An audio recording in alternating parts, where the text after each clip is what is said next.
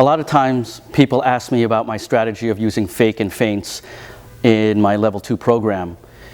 In KRU Muay Thai level 1 beginners, it's all about seeing a target, hitting it, developing your combinations. However, in level 2 and level 3 more advanced stages, fight competition training, you actually don't want to be an honest fighter. You want to be able to show a particular move once and then be able to have the opponent develop a habit of seeing it, and then you can use their response against them. So I'm going to give you a couple examples of what our fake and feint are, how we use it by our definition, and see if you can use it within your training.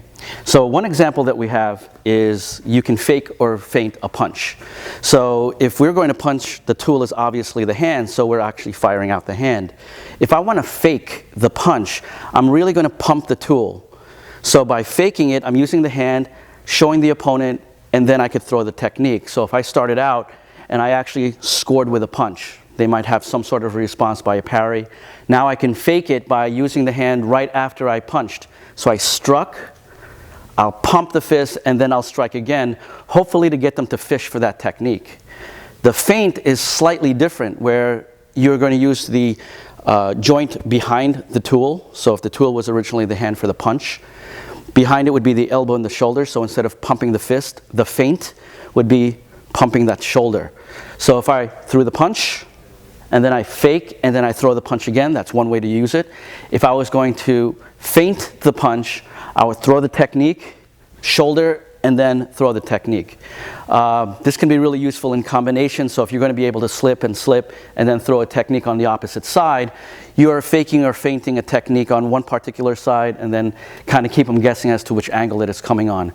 You can kind of do the exact same thing with knees and kicks. So obviously if you're going to kick, the foot's going to leave the ground. You actually strike and score using the kick.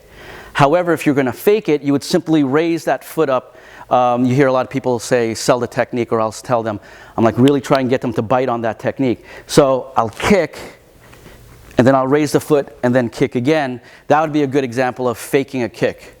To feint the kick, I would use the joint behind it, so instead of the foot, which is the tool, I'll use the hip. So from here, I'll actually pump.